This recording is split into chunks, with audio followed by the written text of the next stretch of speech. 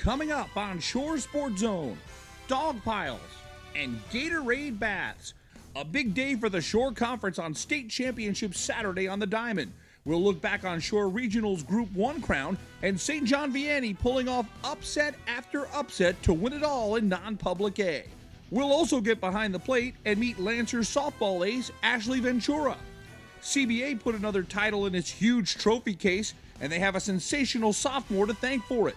In lacrosse, RBC gets triple the star power to win a sectional championship, plus a look at Rumson Fairhaven's prowess in boys lacrosse. And we put Colts Neck golfer Emily Mills on the spot. Can she tame a par 3 at Eagle Oaks? We wrap up the spring sports season with great highlights and a few surprises. Let's go!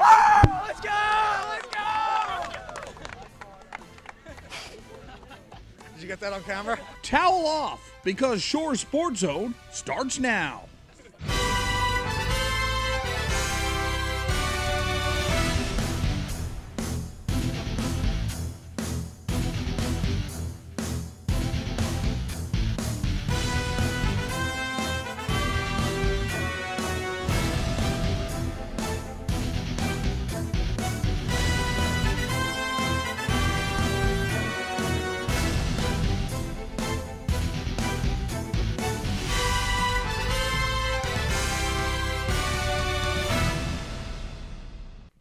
The 2014 high school sports season has come to an end. I'm Rich Crampanis. Thanks so much for checking us out here on Shore Sports Zone. We wanted to give everyone a little preview of what's to come this fall as we bring you extensive high school sports coverage throughout Monmouth and Ocean County, starting with high-definition highlights, post-game reaction, features, and much more on our website, shoresportszone.com. We come to you this week from Toms River, the site of state championship Saturday in baseball and softball.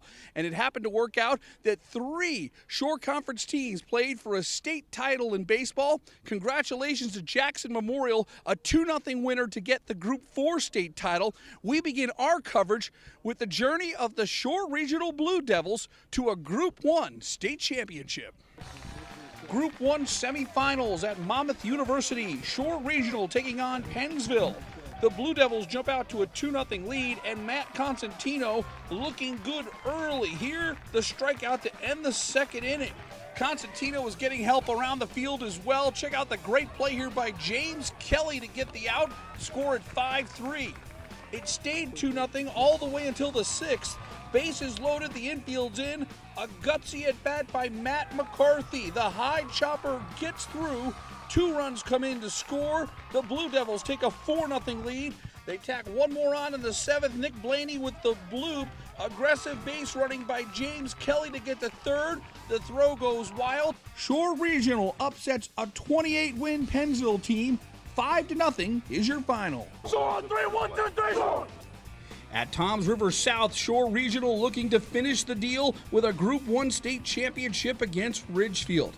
Top of the 3rd, James Kelly. The 2-out double to right center.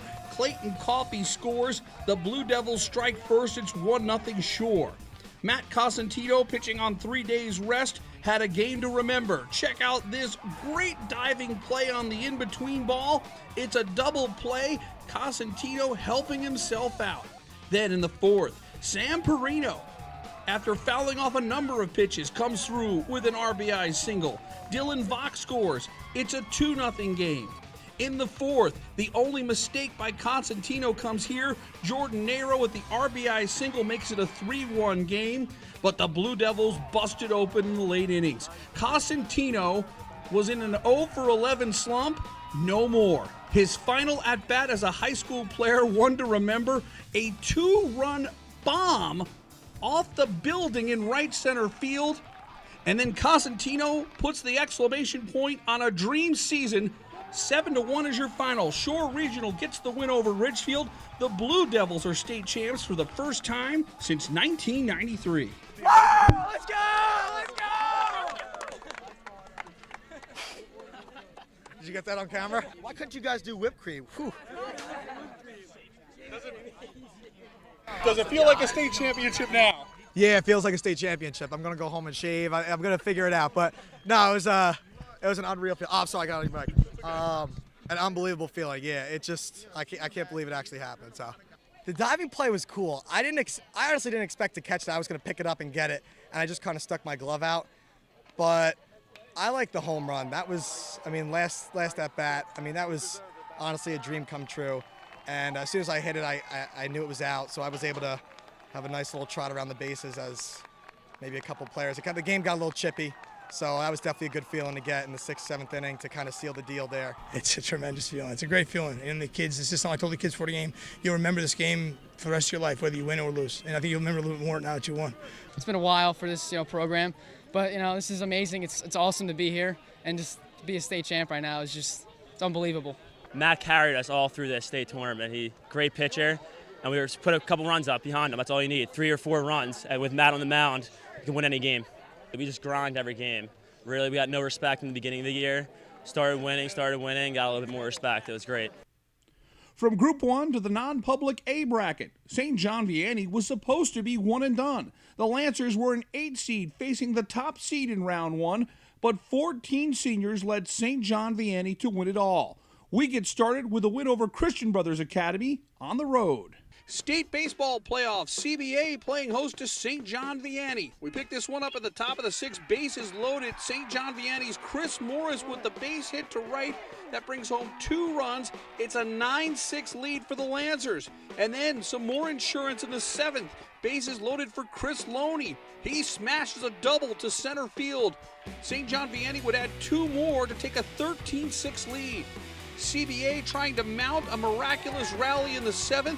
Andrew Buccellato with the RBI single makes it a 13-9 game, but Morris would end it with a strikeout. 13-9 is your final. At Toms River East High School, the non-public A baseball state championship, St. John Vianney taking on St. Joseph's. Justin Chin, working on 3 days rest, was tremendous on the hill. Here he gets the strikeout to end the first. He goes 6 in the 3rd innings, giving up just 1 run. Top of the 2nd, Chris Morris lays down the bunt. The throw is wild. Joe Rotelli comes in to score. The Lancers are on the board with a 1-0 lead. Top of the 3rd, huge play here. Anthony Levine with the fly ball into right center. The ball drops. 2 runs come in to score. It's a 3-0 St. John Vianney advantage. We move now to the 7th. Dan Schermacher on in relief of Chin. He gives up an RBI single, but then settles down to get the final out with the strikeout. St. John Vianney beats St. Joseph's 3-1. The Lancers get their first state baseball title since 1981. My last game as a high school player.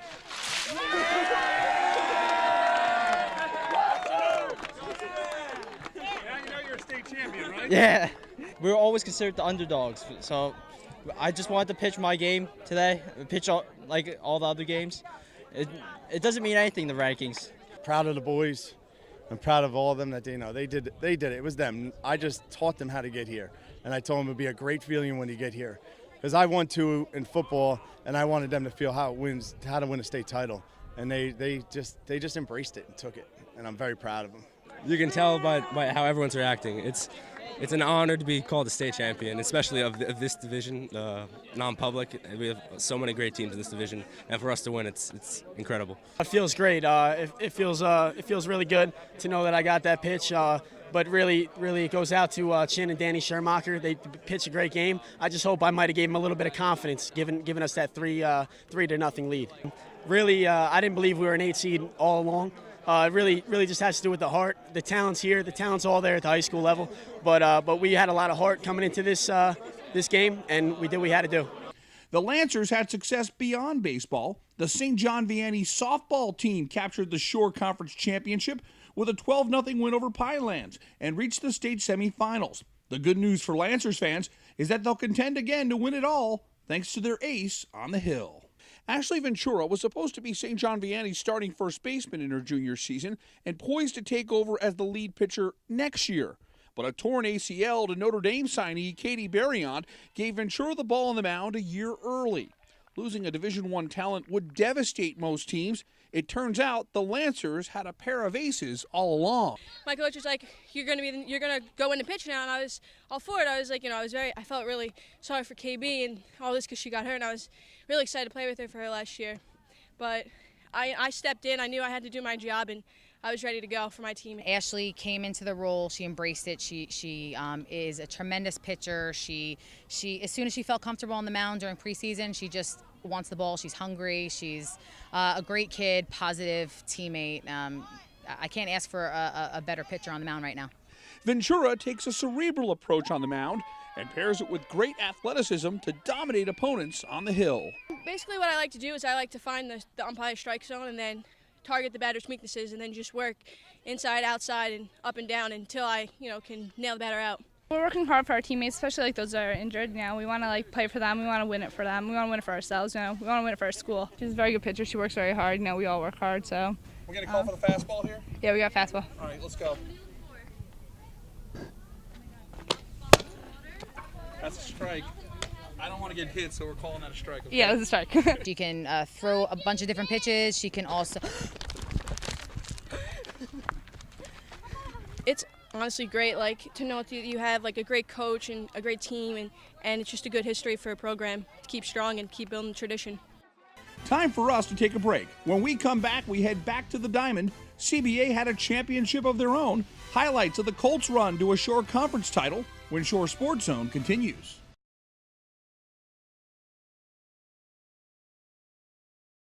Welcome back to Shore Sports Zone. Earlier, we showed you CBA baseball's run to a state title ending at the hands of St. John Vianney. But the Colts were able to bounce back and win a Shore Conference championship. Here are the highlights of CBA's march to the title. In the semifinals in Red Bank, CBA taking on rival RBC. Fourth inning, Tom Merlo with the fly ball to right. Al Molina tags and makes the headfirst slide. We're tied at 1 apiece. The story of this game was stellar pitching on both sides. Highly touted Colts sophomore Luca Della was dialed in here. He strikes out the side in the 5th. He finished with 10 strikeouts on the night. Molina was tremendous for the Cassens. With runners on second and third, the righty gets the strikeout. He finished with 13 punch-outs, and we go to extra innings tied at 1. In the 8th, CBA loads the bases. Trey Nelson with the grounder to first. The throw to the plate is wide, and CBA gets a walk-off win over RBC. 2-1 is your final in 8 innings. That set the stage for the title game at First Energy Park, home of the Lakewood Blue Claws. The Colts taking on Barnegat. CBA jumps on the Bengals in the bottom of the first. Leadoff batter Ryan Ramiz with the slicing double to left. That set the stage for Will Morgan, who lifted a high fly ball over the right fielder's head. It's an RBI double for Morgan. CBA jumps out to a 1-0 lead. Ryan got on. He started the game with that shot down the line, and that sparked us. And Brandon did his job up next and got him over to third. And it was my job as a 3-hitter. I knew how to get him in, get the ball to the right side of the field. And so I looked for that fastball and jumped on it for his pitch and got us going. Morgan would add a sacrifice fly to give the Colts a 2-0 advantage. Barnegat pitcher John Corbett, pitching on 3 days rest, settled down nicely. Here he induces a 4-6-3 double play to end the 4th. The Bengals would threaten in the 5th, 2 on and nobody out, but CBA pitcher Luca Della gets 3 straight strikeouts to get out of the jam.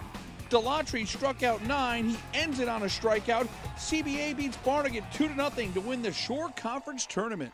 I mean, it's huge. The past couple years, CBA baseball, they've been good, but we haven't gotten to where we want to be, which is to win championships. And this year, we have a great group of guys. We've worked hard since day one. We have a chip on our shoulders, and it was a special team. Whenever we put a ball up on the wall, as we say at CBA, it's a fantastic feeling. I give a lot of credit to Luca. He came here on 3 days rest, and he threw hard for us, competed every pitch, and he threw a great game. This is only the second time that we won the Monmouth County tournament and the Shore Conference tournament in all the years I've been coaching. So it is special. There's no question about that. And that's what I told the kids. Not too many of our teams, bring home 2 championships in a year. All right, let alone, just one. So, I mean, it was something that we knew we were capable of doing, and they've worked hard all year, and I'm happy for them. For CBA coach Marty Kenny, the legendary resume continues. Since 1992, the Colts have won 34 titles. It's now 5 Shore Conference championships in his era. He's been leading the Colts for 41 years, and after an 18-8 season, he stands at an amazing 729 career wins. I've always been a part of CBA. I was a student there on the faculty for 30-some years. Have coached there for over 40 years. So, it's kind of in your blood. There's no question about that. And you're working with good kids, kids that have great work ethics in the classroom, on the athletic fields. And we've been able to accomplish a lot. Kenny has seen some elite talent over 4 decades on his roster. Sophomore pitcher Luca Della has the potential to be one of the all-time great CBA baseball players. Shore Sports Zone's TJ Bryan has the story. He's got the frame of a college ace or minor league prospect, but CBA ace Luca Della is only a sophomore. He got the ball in all 4 of CBA's Shore Conference Tournament games and ended his 2014 in grand style, starting with a gutsy 8-inning win over RBC in the semifinals, and then turning around on 3 days rest to blank Barnegat for the Colts' 5th Shore Conference Tournament title. It hasn't happened in a while. Coach been stressing that since we won the Monmouth County tournament that we could do something special, win the Shore Conference. That was our goal. His curve, is one of the best around. His fastball is obviously live. He's a big kid. But the key for him on his fastballs is the movement. He's got unbelievable movement, cut, run, everything like that. It's absolutely phenomenal. It's incredible that it moves so much. And then his changeup, he's been working on.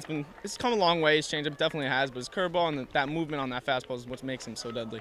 Delatry's numbers are eye-popping. 11-0 with a 0.39 ERA.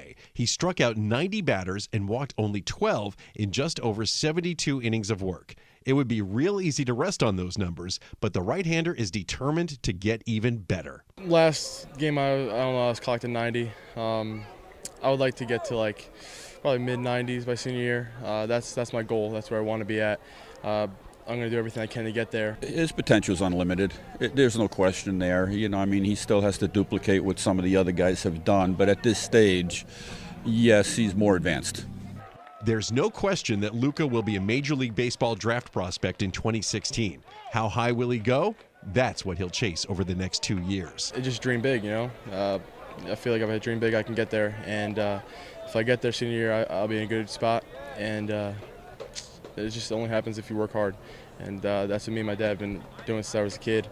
And it's been working, so I'm just going to keep doing that and see what happens. Time for us to take a break. When we come back, it's time to check in on lacrosse. The RBC girls had a triple threat to help them win a sectional title. A profile of the Casey's 3 Division I lacrosse stars when Shore Sports Zone continues.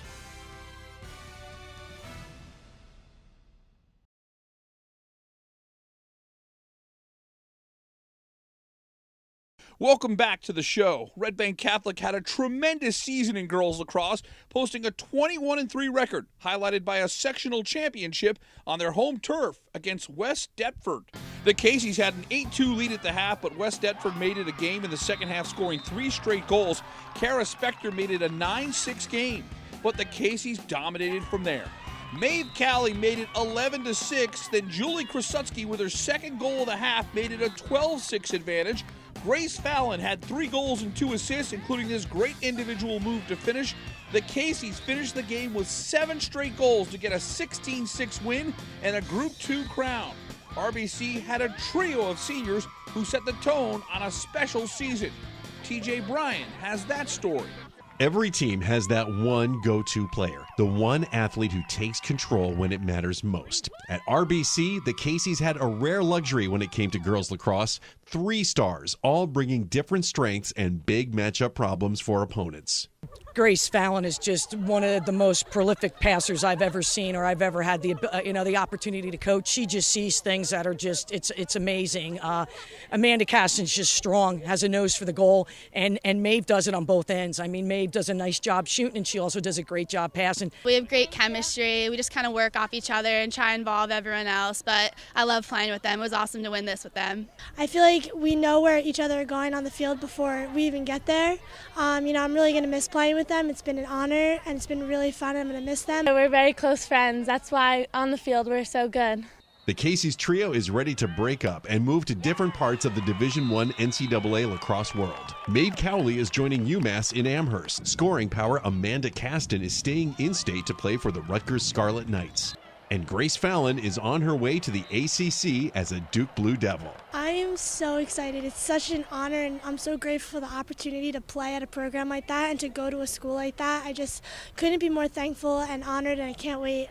It really helped having all of us going big D1 schools. We also play on the same travel team, so we going through the recruiting process, we were all through it.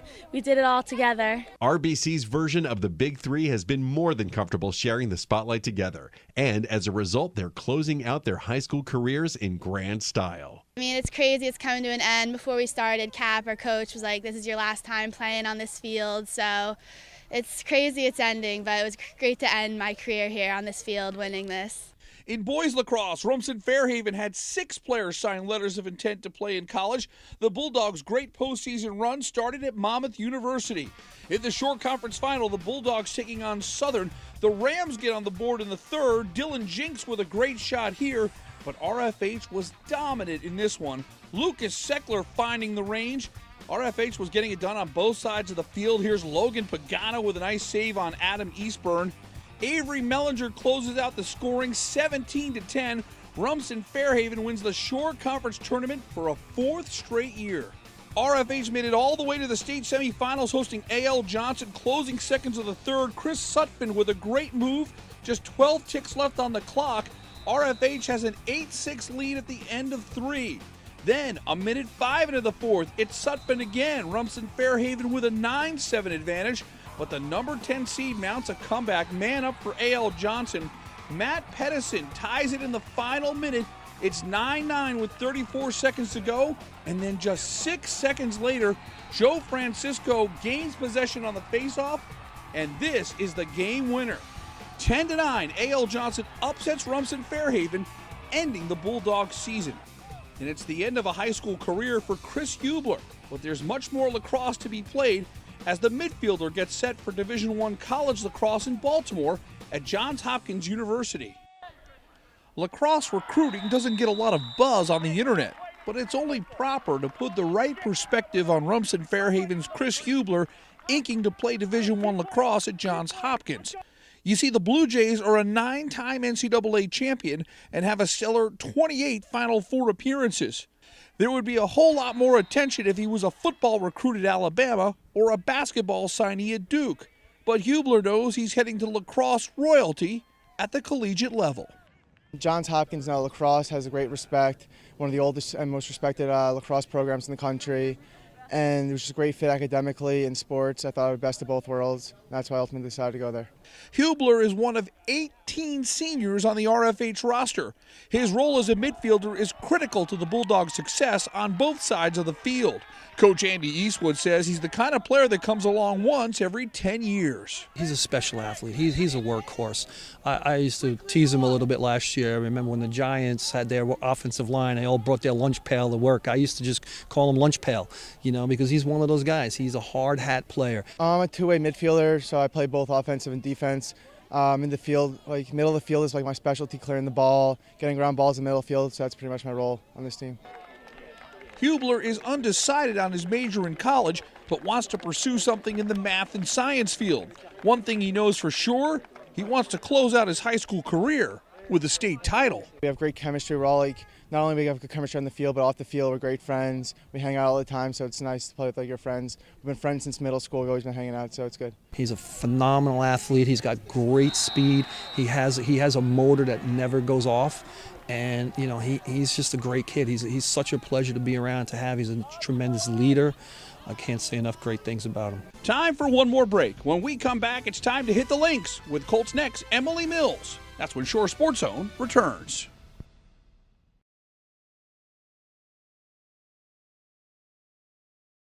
Hi, I'm Emily Mills, and I'm from Colts Neck High School. We're here at Eagle Oaks Country Club in Farmingdale, New Jersey, and here we have a 150-yard par 3, and let's hope I can make a birdie. What's your approach on this hole? Bad golfers like me are just thinking water, water, water, but you're ready to attack the spin, right? Yeah, I'm just focusing mainly on the pin. I want to play a slight draw into the pin and have it land close, hopefully. That's pretty good right there.